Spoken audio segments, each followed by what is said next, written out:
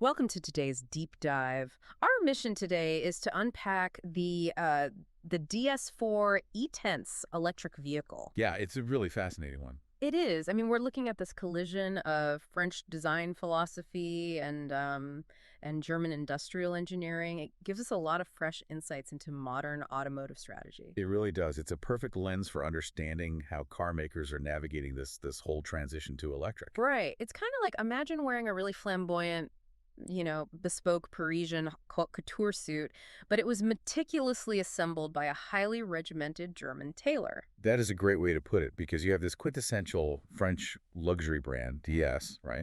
But they are deliberately building the DS4 in Rüsselsheim, Germany. Oh, Rüsselsheim. Yeah, which is a historical stronghold. Right, right. So it's a highly calculated move to signal rigorous Teutonic build quality to buyers who would normally, just default to buying an Audi or a BMW. Right. I get the psychology there of slapping a made in Germany label on it to ease buyer anxiety. But let's talk about what's actually underneath that suit. Okay. Because this brings up what industry analysts call the Stellantis paradox. Yes. I mean, the entry-level Palace trim for the DS4, that starts at around 43,550 euros. Yep. Yet its mechanical foundation, the actual skeleton of the car, is exactly the same as much cheaper everyday cars in the Stellantis group. Like the Peugeot E308. Exactly, or the Opel Astra. So why should anyone pay a massive premium for a budget-friendly skeleton? Well, that tension right there is the Stellantis paradox in a nutshell. When a massive conglomerate shares a single platform across multiple brands to save on manufacturing costs, the engineering underneath gets completely commoditized. Oh, I see.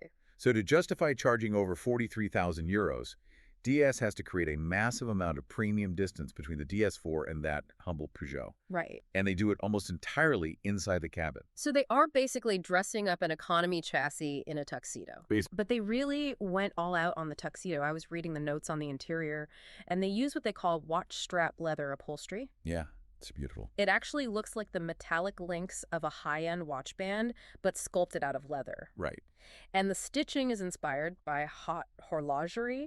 I mean, they use a specialized sewing technique that creates this pearl-like thread pattern. It mimics the intricate gears of a traditional luxury watch. That is wild. They're targeting the senses to make you forget about the shared platform. It's not just visual either, it's acoustic and physical. Oh. They use incredibly thick laminated acoustic glass to isolate you from road noise. Yeah. It creates this silent sanctuary. Right, okay. And then there's the DS Active Scan suspension. It uses cameras mounted high up on the windshield to literally read the imperfections in the road ahead. Wait, really? Yeah, and then it preemptively adjusts the damping on individual wheels before you even hit the pothole. Okay, that sounds incredibly smooth. But all that thick acoustic glass and high-tech suspension gear, that adds serious weight to the vehicle. It does. And this is where the shared skeleton problem rears its head again, right? Piling heavy luxury features onto a platform that wasn't built exclusively for electric vehicles, that creates a huge bottleneck, doesn't it? It creates a literal physical limitation. Yeah. The DS4 sits on a multi-energy platform. That means the chassis was originally designed to accommodate traditional gas engines, fuel tanks, and exhaust pipes, as well as battery pack. Oh, so they have to compromise. Exactly. Because they have to leave physical space in the frame for all those combustion components, they simply cannot fit the massive advanced thermal cooling systems that dedicated EVs use. I see. And without that heavy-duty cooling, you can't pump electricity into the battery at ultra-fast speeds. Because the whole system would overheat. Right. Which is why the DS4's charging speed is permanently capped at 100 kilowatts. Oh, man. Yeah. Despite having a solid powertrain, 213 horsepower and about 450 kilometers of range on its 58.3 kilowatt-hour battery, you are stuck waiting 31 minutes just to get from a 20 to 80% charge. That is an eternity at a highway rest stop if you're trying to do a long-distance road trip. It is. I mean, newer EVs blow past that, which makes me wonder how they expect to compete at all. Because if I'm paying over 40 grand, I kind of want top-tier tech specs. Well, DS knows that they can't win the spec war with that charging bottleneck. So they've completely abandoned it. Really? Yeah, they aren't trying to build the ultimate road tripper or the most advanced computer on wheels. They've carved out a very specific demographic, the aesthetic traditionalist. Okay, that makes sense. Look at how it contrasts with the competitors.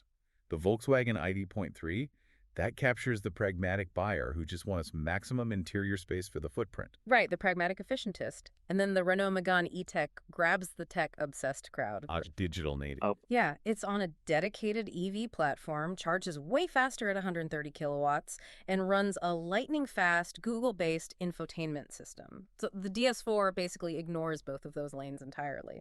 It's a massive bet that there is a demographic out there who cares less about charging curves and software benchmarks and much more about tactile luxury. Right. It's for the driver who wants a boutique sanctuary of comfort over raw agility. You know, it's interesting because if you're in the market for an EV right now, or really any piece of modern technology, you have to ask yourself what you actually value on a daily basis. Exactly. Like, are you chasing bleeding-edge technical specifications to future-proof your purchase?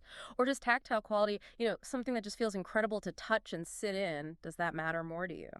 It's a critical question because it shows how the very definition of luxury is shifting. Yeah. The exclusive mechanical advantages that used to define luxury cars, like a smoother, quieter V8 engine, they're disappearing in the electric era. Because all EVs are pretty smooth and quiet. Right. Well, thank you so much to our listeners for joining us on this deep dive and satisfying your curiosity with us today, because learning something new every day is our ultimate goal here.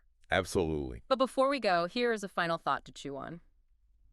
As the electric platforms underneath our cars become completely standardized speedboards, I mean literally the exact same batteries and motors shared across half a dozen brands, will artisanal interior design, like that bespoke Parisian haute couture suit, become the only real way legacy automakers can justify their premium prices? Something to think about.